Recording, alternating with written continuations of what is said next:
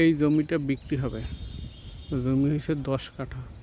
এই যে লাইট পোস্টের পাশে এই যে বালি ভরাট করা, এই থেকে ওই যে দেওয়ালের কর্নার, এই কর্নারে যে পিলার পোতা, 10 কাঠা জমি। এই যে বাড়ি ঘর আছে।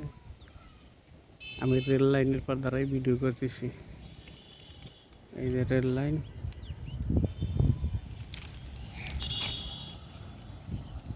এই যে বটিয়াকাটা রোড। বটিয়াঘাট রোড থেকে 30 সেকেন্ড লাগে হাইটে আসতে জমিতে। বাড়িঘর, ফ্যাক্টরি, বাড়িঘর,